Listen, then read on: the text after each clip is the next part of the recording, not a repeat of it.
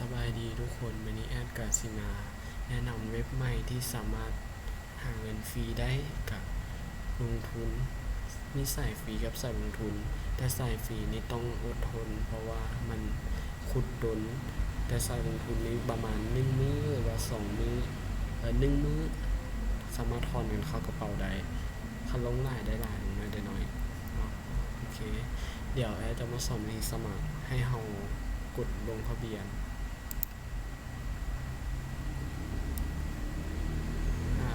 ให้เขาเปลี่ยนภาษาก็ได้ตัวนี้เขาใส่ชื่อเป็นภาษาอังกฤษ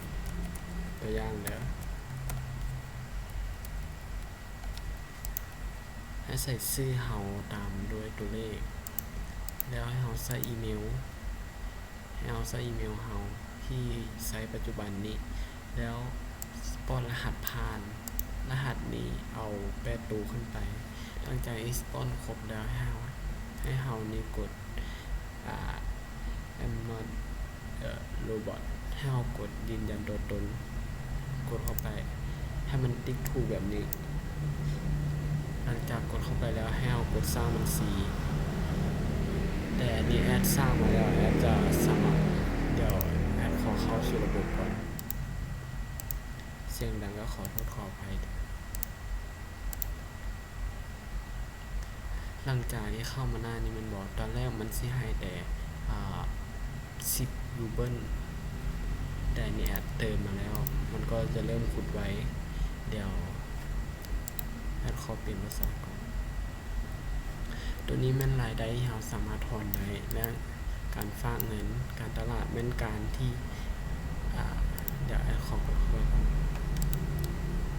มันก็จะบอกว่าการเปิดโครงการวันที่10 เดือน 6 2022หากเปิดอัตรารายวันแม่น50% จำนวนเงินฝากแม่น1,000,000 ทูรูเบิลระยะเวลาการฝากเงินประมาณ1 ปีการจ่ายขั้นต่ำแม่นเริ่มต้นที่1 รูเบิลกำลังรอการชำระเงินการตั้งแต่1 นาที24 ชั่วโมงแต่นี่แอดลองมาถอนแล้วคันถอนผ่านเพย์ยี่นี่เข้าไวถอนปุ๊บเข้าปั๊บเลยโบนัสผู้ใช้ใหม่แม่น10 ทูมันก็จะมีรายละเอียดบอกอยู่นี่ให้กดเข้ามาอ่านก็ได้แล้ววิธีการจ่ายเงินให้เรากดการจ่ายเงินนี้ตอนแรกมันก็สิบ่มีให้เราป้อนตัวนี้ให้เดี๋ยวแอดจะมาสอนมันก็จะมีถอนผ่านเพย์ยี่แล้วก็พวกนี้จำพวกเนี่ยแอดบอลฮูเดอร์ขอโทษเด้อแล้วตัวนี้เป็น perfect money สามารถถอนเข้าได้และแอดจะมาสอนวิธีสมัครกับกระเป๋า perfect money แล้วสามารถถอนเข้ามาตรการได้ขั้นต่ำมันก็สิบอกอยู่รุ่นนี้บอกว่ามาตรการนี้มัน 1,000 รูเบิลหลังจากให้เรากดแล้วให้เรากดถอนขั้นต่ำนี่มัน1 รูเบิลเลยทุกคน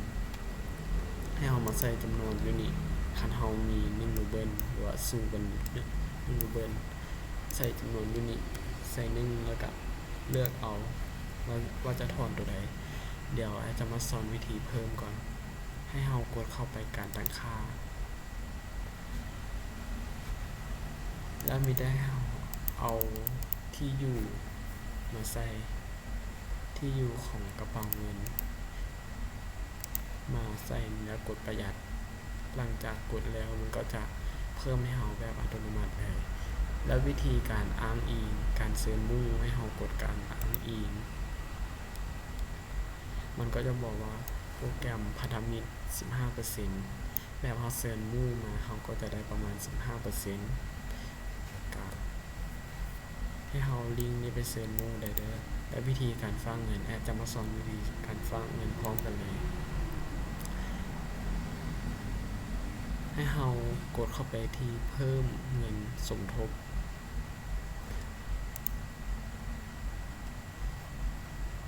มันจะมีหลายช่องทางให้เลือก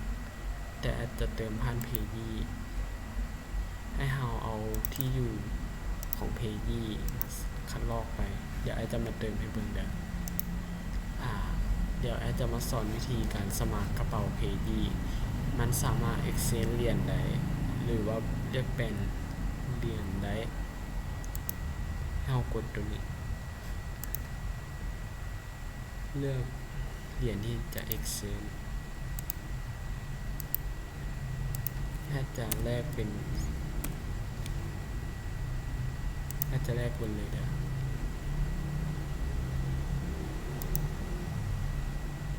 และวิธีการเติมแม้ให้เรากด withdraw หลังจาก exchange เหรียญมาแล้วให้เราเอาที่อยู่ของกระเป๋าเพจยีของที่เราแคปมาขอโทษด้วยที่เราคัดลอกมาเอามาใส่นี่แล้วก็เลือกป้อนจำนวนเงินแอดจะเติมประมาณ30หลังจากเลือกแล้วให้เรากดส่ง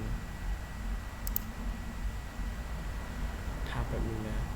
หลังจากกดส่งแล้วให้เราคัดลอกตัวนี้ไปคัดลอกมาแล้วให้เรามาวางเส้นนี้แล้วกดตรวจสอบการชำระเงินคันชำระเงินผ่านมันก็จะขึ้นสีเขียวแบบนี้แล้วกดเข้าไปการฝากเงินหลังจากกดการฝากเงินแล้วมันก็สิเพิ่มอยู่ในเฮามันก็จะบอกเดี๋ยวแอดเข้าเป็นภาษาบอกจำนวนที่เฮาเติมอัตรารายได้รายวันเฮาก็จะได้ประมาณ 10% แล้วรายได้ทุกมื้อนี้เฮาก็จะได้ประมาณ 11.30 รูเบิลรายได้เดือนนึงนี่เราก็จะได้339รูเบิลถ้าอยากรู้ว่าเงินรูเบิลแรกได้เท่าใดก็ให้เราเข้ามาที่ Payee กด Exchange เหรียญ